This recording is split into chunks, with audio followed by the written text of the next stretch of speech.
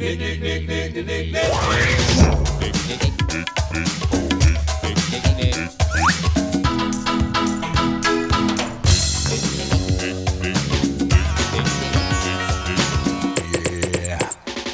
it.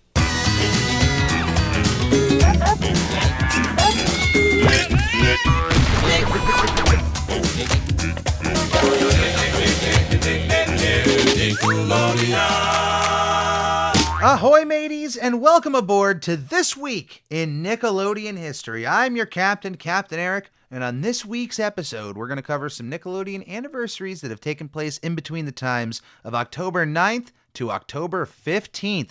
And this week, we are starting out 28 years ago. On October 15th, 1994, we had the premiere of My Brother and Me, created by Ilunga Adele and Calvin Brown Jr. The show ran for one season of 13 episodes. 26 years ago, on October 14th, 1996, KABLAM premiered on Nickelodeon. Created by Rob Mittenthal, Will McRobb, and Chris Viscardi, the show ran for 4 seasons of 48 episodes. KABLAM is a comic book come to life. And if that doesn't make sense, well, then you need to watch KABLAM. You need to stop listening to this podcast right now, stop watching this YouTube video, and go and watch KABLAM. Watch as much KABLAM as you can. All 4 seasons, 48 episodes, well worth your time. Just binge it. There's a lot being thrown at you, but it is in such a wide variety that there's such an eclectic group of different animation styles, art styles, characters, all being thrown at you in such a short half-hour package. There's so much to take in an episode of KABLAM that I would honestly say it's a lot to binge, and you'd be better off maybe watching an episode or 2 a day, maybe every day for the rest of your life. It's that worth it to go back and around and around and around again. Now it's time to bring it around town. But I could not recommend KABLAM enough, and as far as some of my favorite KABLAM moments, I would go back to the previous episode of This Week in Nickelodeon History, the episode covering January 22nd. On that episode, I had my top 5 KABLAM segments. That was a very early episode for This Week in Nickelodeon History. I had to scroll through. I keep track of all the top 5s in order, and I had to go through to see if I did a KABLAM segment one. I knew I had to have had written that down. And yeah, it was an early one. So you can go back and listen to that. And even though I'm not going to be covering KABLAM on this episode, I'm certainly going to cover it the next time it comes right round. 18 years ago, on October 11th, 2004, the Backyardigans premiered on Nickelodeon. Created by Janice Burgess, the show ran for 4 seasons of 80 episodes. And the Backyardigans have had brief resurgences through social media use of their songs here and there, and are a beloved property if you grew up of that time of the Backyardigans owning Nick Jr. and Nickelodeon, right alongside Dora and Blue, at least for the Joe seasons, the later Joe seasons there. But yeah, if you grew up with the Backyardigans, you probably have some sort of love for the calming music that they presented you in each and every episode. And I gotta say, there's some genuinely catchy tunes that have come out of that show. I'm not even saying the ones that have been sent around ad nauseum on social media, but I would say in its entire catalog, there is a guaranteed bop for every single person in the world out there from the Backyardigans catalog. So my hat tips to you, Backyardigans. Almost 20 years. Hopefully they do like a reunion tour and get back together like so many other bands, and we can get another Backyardigans song for the 20th anniversary. What do you think? Or a remix of one of their classics. And as the Backyardigans turn 18, Fanboy and Chum Chum turned 13 years old. As 13 years ago, on October 12th, 2009, Fanboy and Chum Chum premiered on Nickelodeon. Created by Eric Robles. Awesome name there. Thank you! The show ran for 2 seasons of 52 episodes, 100 segments of Fanboy and Chum Chum, which I think is a respectable amount of Fanboy and Chum Chum. Remember, 52 episodes used to be the magical number for Nicktoons to reach before they were able to move on with other shows. 52 used to be the norm, and eventually a show here or there would break that. There's something about Fanboy and Chum Chum that I like, and there have been videos that I will put in the description that have been able to say that better than I could here as far as their appeal is concerned. In terms of the episodes I've watched, apparently there's a lot of people out there who don't like Fanboy and Chum Chum, and it seems that they may have caught in episodes that ran a certain way of comedic writing that were far different than other episodes that were actually really good, and there's a lot to love when it comes to Fanboy and Chum Chum. I think Nick Tendo is the one who put it best. I'll have his video in the description below. But that video summarizes genuinely what a little bit of what I feel about Fanboy and Chum Chum. There's some Nickelodeon level energy that I like about the show. And it's an energy that I also find in Sanjay and Craig. That is another show that also falls into this weird camp of the 2010s, like the early 2010s. Of course, this hit in 2009, but was still running through that time period. But this, alongside Sanjay and Craig, gets this weird backlash against this, what I feel is genuine Nickelodeon energy that you can't capture. It just has to happen. It's magic. Boom. Here it is. And they were able to get it, in my opinion. There's something there. Watch that video. If you completely disagree with me, that is totally fair, totally fine. If you have never seen Nick Tendo's video on Fanboy and Chum Chum, I implore you to give that a shot. And if after that video you still have the same opinion, well, then sometimes it is just okay to accept that you have hit a wall in the maze of life, and you must turn around and find a new way. Wow. 9 years ago, on October 14th, 2013, The Thundermans premiered on Nickelodeon. Created by Jed Springern, the show ran for 4 seasons of 98 episodes. I will, to the day I die, praise Nickelodeon for being able to juggle 2 superhero sitcom shows at the same time, and both of them run as strong as they did for as long as they did and not run out of steam at that point. You would think like, wow, take it easy. This is too much on the superhero family sitcom dynamic. You're double downing, and wow, you're going really hard in both directions.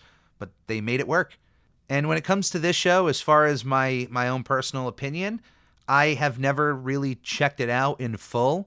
There are full episodes I have seen here and there, but I have always given credit to Kira Kosarin, Jack Griffo for their excellent acting on this show. And also, I just love Dana Schneider as Dr. Colosso, whether or not he is in rabbit form or he gets to be himself in a really skin-tight costume, which I also am completely fine with. Daddy's getting some pudding tonight. If you're into superheroes at all and you enjoy sitcoms in any way, I would say it's worth a shot. Give it an episode here or there. If you like it, stick with it. If not, hey, move on maybe to this next show, which is still ongoing, hasn't ended, and it started 8 years ago on October 13th, 2014. I'm talking about the Nickelodeon spin on Cars, Blaze and the Monster Machines. The show was created by Jeff Borkin and Ellen Martin, and it is still ongoing, as mentioned. It is currently at least in its 7th season, and it has currently 123 episodes as of the recording of this episode. And I apologize for anyone upset of the comparisons between Blaze and the Monster Machines and Cars. Obviously, even before the Cars brand and franchise, there were cartoons that featured living vehicles of some sort. 1999's Inspector Gadget had D.L. Hughley voicing the Gadgetmobile. So I'm just saying, if you're upset about that, I apologize.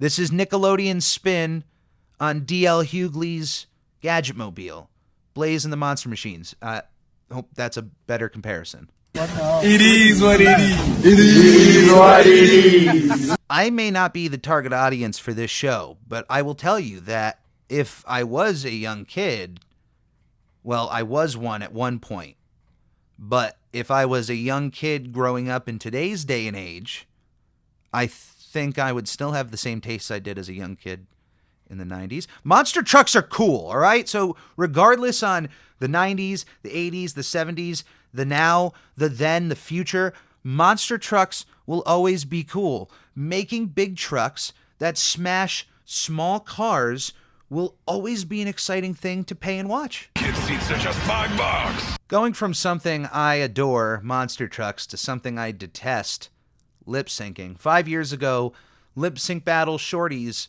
premiered on Nickelodeon. A year earlier, on December 11th, 2016, there was a special of Lip Sync Battle that aired on Nickelodeon, and this was the TV show version of it, hosted by Nick Cannon and Nickelodeon Kart Racers 3 racer JoJo Siwa. Now, the show ran for 2 seasons of 20 episodes, and let me just say, I have nothing against kids lip syncing to songs. In fact, I will say that in the grand scheme of things, this is more acceptable as entertainment for kids, for themselves to do, to watch, than when it's adults. I know we've had fun times seeing Tom Holland dress up as Rihanna and get up on a stage and do an entire lip sync song and dance. But yes, I'm on the Bo Burnham thought of things when it comes to lip sync battle, and I had that feeling before those words were ever uttered on that special. I'm just a fan of Bo Burnham. He's the one that comes to mind because it was like one of the times as an adult that a stand-up comedian said something that my mind internally stood up, slapped his hands, and pointed going, yes, I agree with that.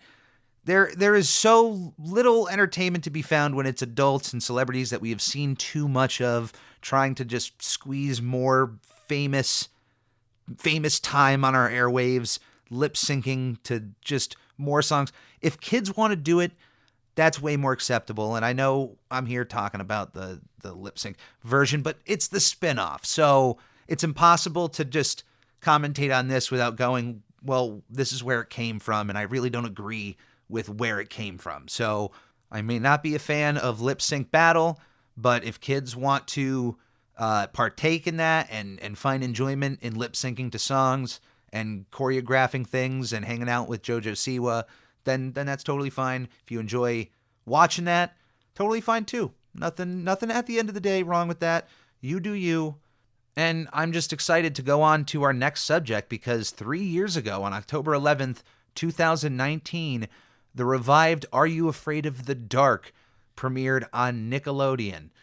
What started out as a film adaptation announced in November of 2017 through the Paramount Players subdivision, which, to explain, is another part of Paramount Pictures, a smaller part, which is designed to take some of the contemporary properties within the Paramount brand and make smaller budget that could then be higher profitable films. And some of the movies they have worked on have been Dora and the Lost City of Gold. So, hey, that's already adapting a Dora the Explorer property there within Paramount. They were behind both of the sequels to Paranormal Activity and Orphan that premiered on Paramount Plus, and seemingly they have other projects on the rise, such as a Pet Sematary sequel, and yes, they're leaning into more of the horror genre, but I must say that their highest grossing film for Paramount Players was Dora in the Lost City of Gold, making $120.6 million on a $49 million budget. Now, Are You Afraid of the Dark started out announced as a film adaptation, which to me made sense. You know, take either 3 original episodes or take 3 new original ideas and give us a new Midnight Society joining together, giving us 3 tales in one night on a theatrical level. I loved that idea. I thought it was smart. And it was smart in the sense that in a Nickelodeon way, they could continue the tradition of some fantastic horror anthology movies like Creepshow and Twilight Zone the movie that could house multiple directors for different segments to give each one a different flair and feel, with different people obviously telling the stories, and it made sense to me as a film adaptation. And it still could work in film form in that exact way that I just explained to you. Paramount could just release an Are You Afraid of the Dark theatrical movie, and if they at least go hard in the PG-13 route, I think you could look at a really successful franchise with that. Even a yearly franchise of the Midnight Society coming together, telling new stories, new Halloween stories each and every year. And obviously the shorts only have to be a certain amount of time, and they don't each have to be feature length. I don't know. That makes sense to me. But instead, the film adaptation was quietly scrapped and changed into what we have now, which is a multi-episode miniseries with an overarching narrative. Instead of the Midnight Society telling multiple stories and each story being an episode of the show, there's an overarching narrative and, of course, a Midnight Society within that can change from miniseries to miniseries. Carnival of Doom, Curse of the Shadows, and Ghost Island are the three distinct miniseries that have come out through the Are You Afraid of the Dark brand. I think it's wonderful that they're keeping it alive. I think they should just lean into it heavily. If Goosebumps can get a theatrical movie, I think we can get an Are You Afraid of the Dark one. The show was originally created by DJ McHale and Ned Candell. It ran for 10 seasons of 103 episodes. Also 3 years ago, on October 14th, 2019, the Casagrandes premiered on Nickelodeon. Based on characters created by Chris Savino, the show was ultimately developed by Michael Rubiner and Miguel Puga. The show ran for 3 seasons of 70 episodes, in which it actually just ended not too long ago on September 30th, 2022. 2 years ago, on October 9th, 2020, Santiago of the Seas premiered on Nickelodeon. Created by Nikki Lopez, Leslie Valdez, and Valerie Walsh Valdez, the show is currently running and is on 2 seasons of 34 episodes. As far as my top 5 of the week, when I was talking about Are You Afraid of the Dark earlier, I had mentioned one of the thoughts I had over the supposed Are You Afraid of the Dark film, which includes the possibility of what happened with the Twilight Zone movie. When they made the Twilight Zone movie, they took 3 classic Twilight Zone episodes and they remade them for a new audience. And I thought that was such a cool idea. And I have always wanted to remake a few episodes of Are You Afraid of the Dark? So this is Captain Eric's top 5 episodes that I would remake for a new Are You Afraid of the Dark audience. And let me tell you, all 5 of these in their original aspect, in their original format, are fantastic. But I would just love to take some of today's modern horror conventions and some real good practical effects, and I have so many ideas. I'll dive into a few of them. Number 5 here might be a controversial one because it's such a beloved episode, but if you would let me explain, Dead Man's Float. Are You Afraid of the Dark's supposedly scariest episode? I would say it's with another one we'll get to, but Dead Man's Float, for me, in rewatching it, gave me anxiety because I just started seeing these videos of different kinds of back rooms that people have created. I don't know if you have gone down this rabbit hole of a phenomenon of the back rooms clipping through walls and being stuck in like an endless loop of yellow, mustard yellow rooms with wet carpeting. And yeah, one of these creations somebody made, and it's sticking in the back of my head, is a back rooms version of like a swimming pool. And it's like never ending corridors of pools and tile all over the walls and ceilings. It's creepy. And I would want to incorporate that somehow into a remake of Dead Man's Float. I feel like that level of anxiety can be added to the episode, even though it's already an anxiety-ridden episode in its own right. I don't know, that back rooms level aspect could be added in some kind of freak out moment. Number 4, The Tale of the Reanimator. a little cheeky version of one of my favorite horror movies, Reanimator, I would just love to remake that and have at it in my own right. I don't want to divulge into how, but I would keep it PG-13, I will tell you. Number 3, The Tale of Highway 13. A story in which two friends fix a car together and end up having to deal with a group of ghosts because of it. An episode that I feel really, because of its television setting, couldn't take its concept to its fullest potential. And really, with the car action, I would love to bring in some of that Justin Lin Fast and Furious level bits of action to an episode that involves deadly ghosts. I feel like there's something there. Number 2, one of the classic episodes of Are You Afraid of the Dark? This may be sacrilegious, but hear me out. I'm talking about Season 1's finale, The Tale of the Pinball Wizard. An episode that always creeped me out, but I just feel like with today's effects and with the way that the story can be handled in a slower manner, but especially with how we can handle those pinball effects, I really want to see just another crack at The Tale of the Pinball Wizard. If I was at a table at Nickelodeon and they said top 3 episodes, yeah, that would be here at number 2. But my number 1 episode that I would sign up for in a heartbeat to handle myself, and this may be sacrilegious in its own right, but I just feel like the concept has never been felt in its true potential. Number 1, Tale of Laughing in the Dark. This is the 2nd episode of Are You Afraid of the Dark? And to me, it is the scariest. First off, going into a haunted attraction on your own is brave in its own right, but stealing the supposed nose of a killer criminal clown that might be a ghost who also stalks you at your home, that is the aspect of the episode that feels rushed, but the concept, the sheer concept of a ghost clown following you to your home and leaving this trail behind you, being able to unlock your door with the use of a balloon.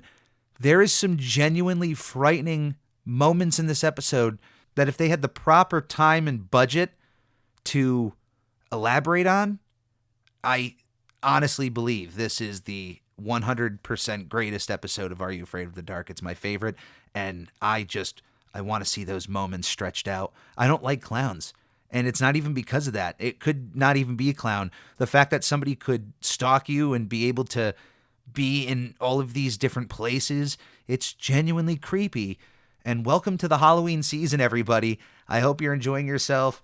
And thank you for joining me on This Week in Nickelodeon History. My name is Captain Eric. It's been a pleasure welcoming you aboard. And if you want to reach out to Captain Eric, send me anything Nickelodeon related you'd like me to read out on the air, any comments, suggestions for any top 5s you'd like, you can send them over to me from nickelodeonhistory@gmail.com. It's as simple as that. You can also follow me on Twitter @I'mReadyPodcast and on Instagram @SpongeBobPodcast. You can also follow me on both of my Twitch channels, twitch.tv/TheCaptainEric and twitch.tv/SpongeBobPodcast. Those will be implemented in the future, but getting a nice following base on there to start will be a great time, so I appreciate the follows. And if you're going to follow me anywhere, definitely check out the Captain Eric YouTube channel, or if you're already there, hit the subscribe button. And if you would like to, you can also hit that bell so you can be notified anytime the captain puts something out, and that's including stuff that is beyond the podcast. You can also purchase new and updated merch at the Redbubble link, either in the podcast description or in the link from any of my socials. Anything that comes in from my projects goes directly back into my projects, and it's always appreciated. As always, everybody, please stay safe, be kind to one another, and come aboard again next week to This Week in Nickelodeon History. On the Lord Hut, here a hut, Nick. On the Lord Hut, here a hut, Nick, Nick. On the Ricky Ticky Low, while living #1 Nickelodeon.